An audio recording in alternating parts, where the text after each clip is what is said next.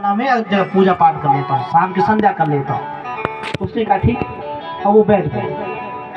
अब जब बैठ गई तो मन में सोचने लगी कि भगवान, मैं आज तक आपके दर्शन नहीं कर पाई और आप जो है अब वृंदावन में आ गई, सबका कुछ ना कुछ संबंध होगा आपसे, मैं क्या संबंध आपसे जोड़ूं? आप दर्शन मुझे क्यों देंगे? आप मेरे क्या लगते हैं? तो मन ही अपने मन में सोच रही कि भगवान आपकी उम्र कितनी होगी, आपकी एज कितनी होगी?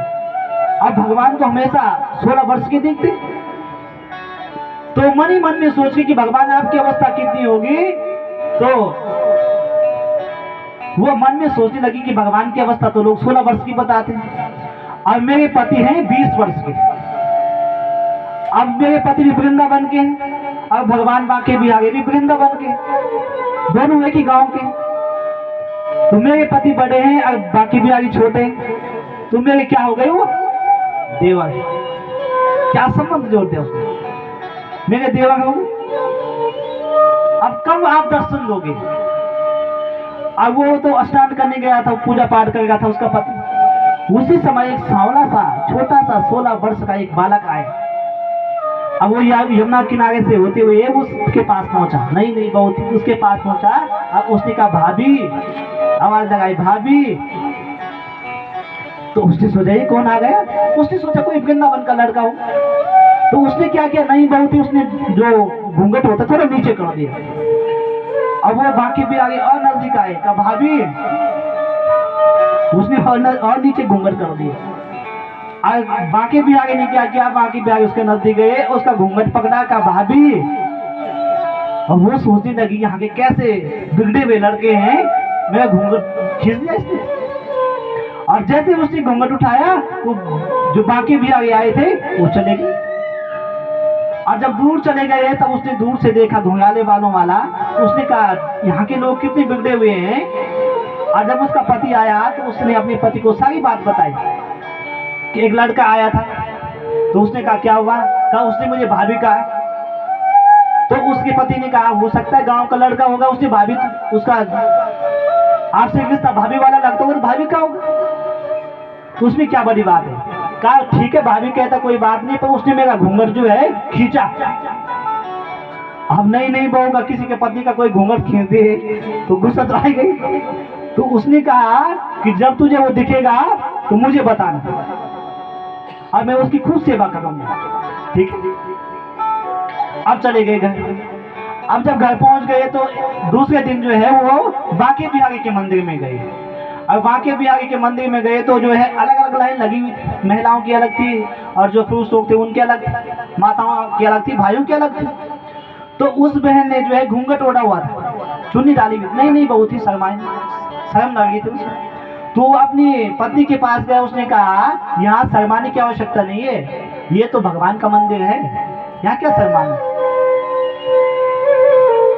तुम घूंघट ऊपर कर दो। उसने घूंघट ऊपर कर दी। अब बाकी भी आगे कि यहाँ क्या होता है, मंदिर में पर्दा खुलता है बंद होता है, खुलता है बंद होता है, हर 2 मिनट बाद खुलता है और बंद होता है। और जब उसने अपना घूंघट ऊपर किया और सामने उसने बांके बिहारी के दर्शन किए, अब उसने अपनी पति को जोर से आवाज लगाई कि यही वो है। और उसका पति आया, उसका पति ने उसके पांव पकड़े, धन्य है रे तू, जो मैं जिंदगी भर आया मुझे बांके बिहारी के दर्शन नहीं हुए और तूने जो है बांके बिहारी के दर्शन कर लिए। बोलिए बांके बिहारी लाल की। तो कुछ ना कुछ संबंध भगवान से जोड़ो। दूसरा जो है संबंध और तीसरा समर्पण, भगवान को समर्पित हो जाओ। यहाँ पे तीसरे स्कंद की कथा संपन्न हुई। अब कथाएं बहुत है, 3 कथाओं की विधि होती है, आपको बता दूं।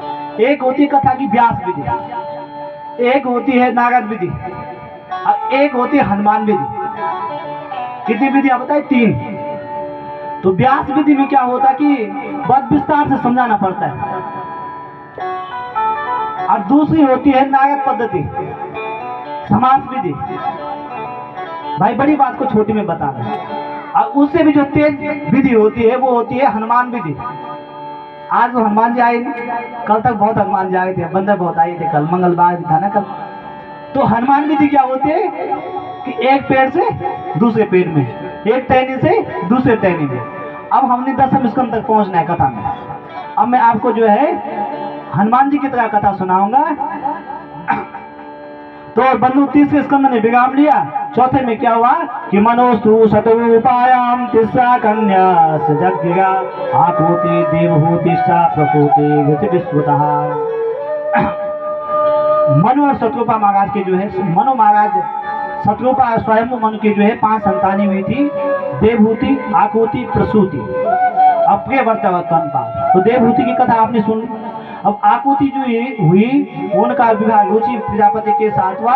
वहां यज्ञ नारायण भगवान जो है प्रकट हुए। बोले यज्ञ नारायण भगवान की। और जब तीसरी बहन हुई वो है प्रसूति, उनका विवाह जो है दक्ष प्रजापति के साथ हुआ। और जब दक्ष प्रजापति के साथ हुआ, सुखदेव जी सुना रहे हैं, तो महाराज परीक्षित ने पूछा कि भगवान मैंने सुना है कि दक्ष प्रजापति भगवान से जो है भगवान को अपना दुश्मन समझता था, बैर करता था उन्हें। तो भवसी नवदाम सृष्टो दक्षो द्विजवत्सला विद्वेषा मकरोत् कस्माद् नात्यात्मजां सती। क्यों भगवान से बैर क्यों करते थे? तो सुखदेव बता रहे हैं कि दक्ष को जब प्रजापति बनाया गया तो उसको अहंकार हो गया, घमंड हो गया उसे। और जब उसे घमंड हुआ तो उसने देवताओं की एक मीटिंग बुलाई। और मीटिंग बुलाई तो वहां सारे देवता आए और सब उसके सम्मान में खड़े हुए। 2 व्यक्ति खड़े नहीं हुए, एक ब्रह्मा जी और एक भगवान शिव। और जब शिव जी खड़े नहीं हुए तो दक्ष ने कहा ये तो मेरा जो है जवाई है, इसने मेरा सम्मान क्यों नहीं किया। और उसने भगवान को अनाप शनाप बोल दिया, भगवान को गालियां देने लगा। और जब भगवान को गालियां देने लगा, भगवान ने कोई जवाब नहीं दिया। अच्छा, जब कोई आपको गाली दे और आप उसको गाली का जो है जवाब दे दें तो गाली उसको चले गई, उसकी वापस हो गई। और जब आप उसको, किसी ने आपको गाली दी, आपने जवाब नहीं दिया, तो गाली कहाँ जाएंगी? वापस जाएंगे ना। तो भगवान शिव ने आज कुछ नहीं कहा। और भगवान शिव उठे सीधे चले गए। और उसके बाद उसने घोषणा कर दी आज के बाद कोई यज्ञ नहीं करेगा, और यज्ञ करेगा तो उसमें शिव जी को नहीं बुलाएगा। अब यज्ञ करने का विचार तो बहुत लोगों के मन में आया, पर शिव जी के बिना कोई यज्ञ हो नहीं सकता। तो शिव जी को नीचे दिखाने के लिए दक्ष प्रजापति ने इसी हरिद्वार की भूमि में एक यज्ञ किया जिसमें सारे देवताओं को बुलाया, परंतु भगवान शिव को नहीं बुलाया। और वहां परीक्षित पूछते हैं कि मैंने सुना कि दक्ष के यहाँ जो है उनकी बेटी सती ने जो है उनके यज्ञ कुंड में जाके अपने शरीर को त्याग दिया था। भाई किसी बहन बेटी पे ससुराल में अत्याचार हो तो बात समझ में आती है, और मायके में जो है सती ने क्यों शरीर त्याग दिया था? तो कहा जब उस दक्ष ने जो है, सुखदेव जी कह रहे हैं, जब दक्ष ने यज्ञ किया तो उस यज्ञ में जो है सब देवताओं को बुलाया और भगवान शिव और सती को नहीं बुलाया। तो सती, भगवान शिव ने वो बात अपने मन में रखी, सती जी को आज तक नहीं बताई। और जब सब देवता हिमालय से नीचे की ओर हरिद्वार आ रहे हैं तो बन्नो सती जी ने भगवान शिव से कहा कि हम पिताजी के यज्ञ में चलते हैं। भगवान शिव जी का कोई निमंत्रण आया है? सती ने का निमंत्रण तो नहीं आया। तो भगवान ने कहा आवते हर्षे नहीं नयन नहीं सने, तुलसी तहाँ न जाइए चाहे कंचन बरसे नेया। वहां नहीं जाना चाहिए जहां बुलावा हो, और जहां अपमान होने की आशंका हो वहां नहीं जाना चाहिए। तो बंधु, सती ने कहा पिता के घर, गुरुदेव के घर जाना चाहिए, कोई दिक्कत नहीं है। और सती नहीं मानी तो भगवान शिव ने जो है सती को भेज दिया। सती जब इस यज्ञ में जो है हरिद्वार में पहुंची और यहाँ उसने देखा जब यज्ञ के पास, कुंड के पास